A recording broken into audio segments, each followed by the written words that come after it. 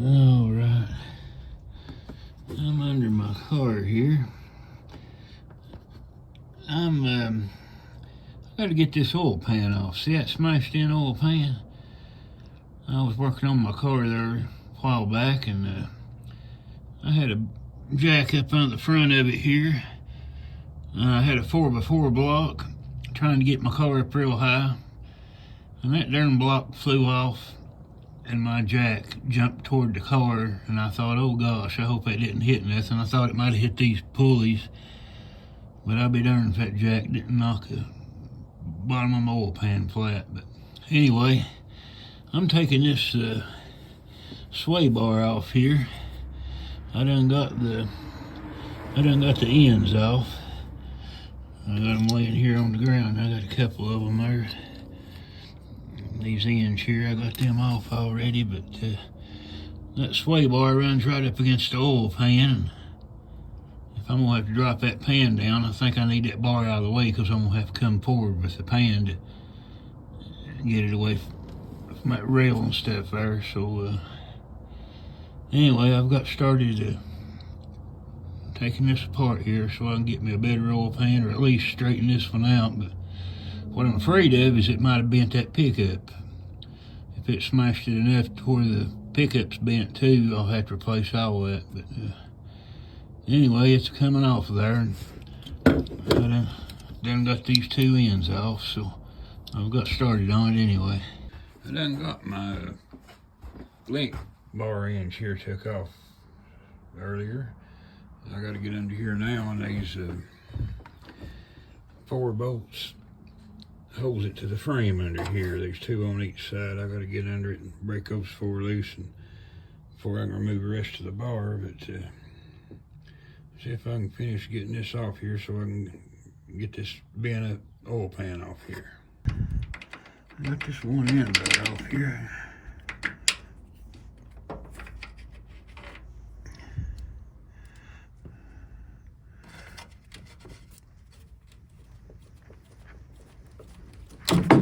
There we go. Well, there's one end down. Let me get over here and get these 2 bolts out of this other side, and I'll have this old sway bar out of this thing. And I can get to this oil pan.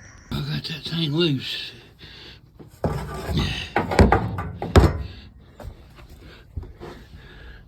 I can just get it out of here. There we go. Well, I got it out from under there.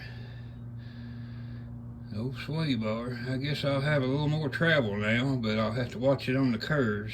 It won't be as steady on the curves, but drag racing or launching or whatever there, it's gonna have a little more travel. So it was wore out anyway. It needed new bushings, so I'm glad to get it out of there. Oh, I'm gonna guess. I don't think it weighs over 15 pounds. Somewhere around in there, 20 at the most, but probably 15. But anyway, it's right off the nose, and it's going to give me plenty of room to get my oil pan off now. So I'm glad to get it off of there. Now all I got to do is get that old oil pan off, and either, if my pickup ain't bent, I may straighten out that pan and just throw it back on there. But if a pickup's bent and the pan's bent and it looks pretty bad, I'll probably just order me a new pan, maybe a 7-quart with a new pickup. But either way, it's a coming off there. I got that sway bar out.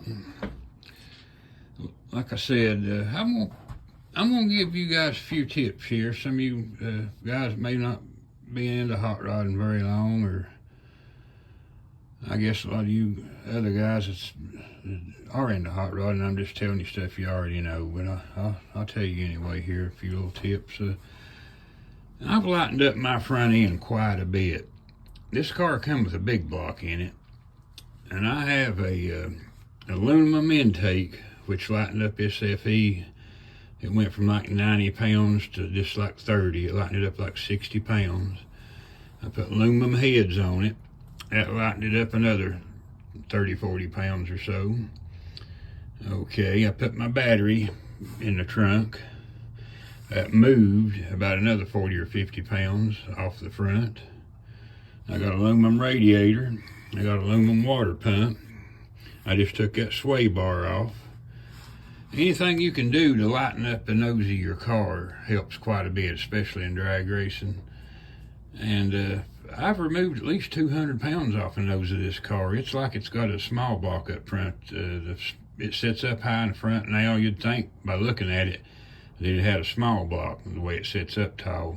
You know, usually big block cars squat in the front where they're so heavy, but not this one.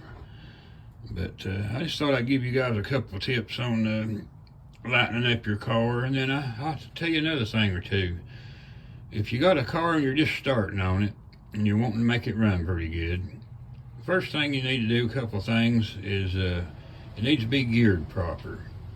You know, if it's got a highway gear in it, it's not going to have much takeoff. You put you a 373 or a 411 or something in there and a set of headers. If you got a carburetor, you know, put you a good Holly on it, or maybe a little cam. You don't have to do a whole lot to get them to run quite a bit better.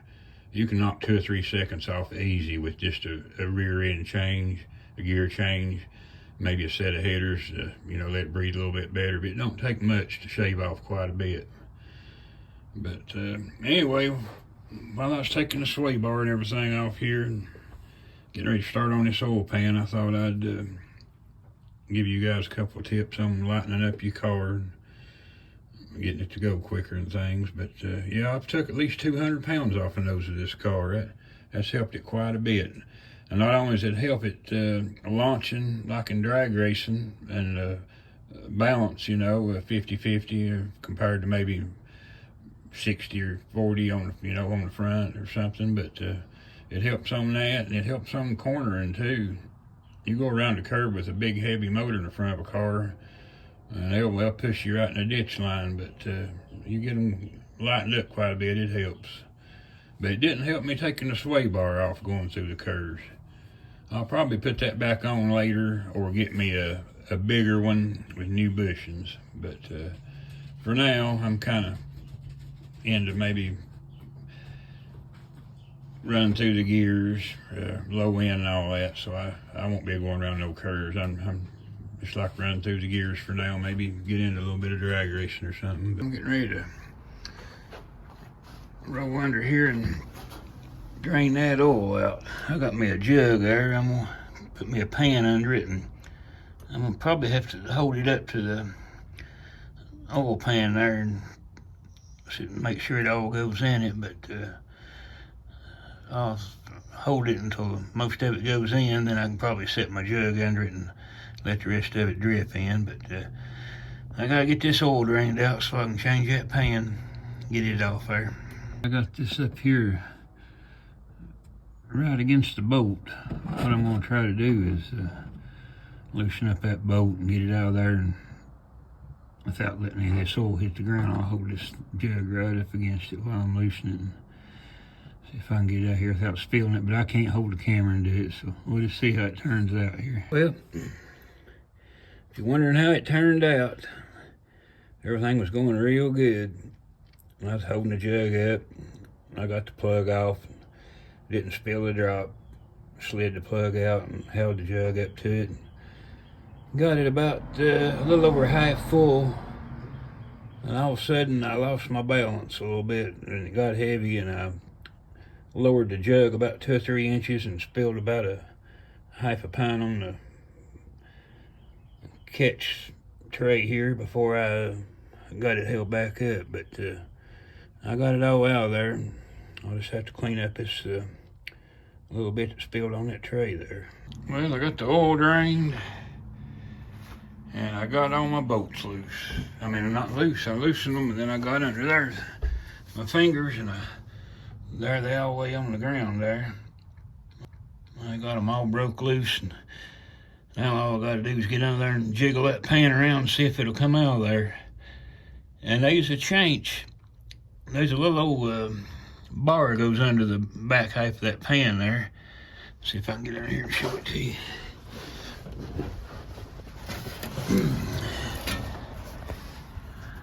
Okay.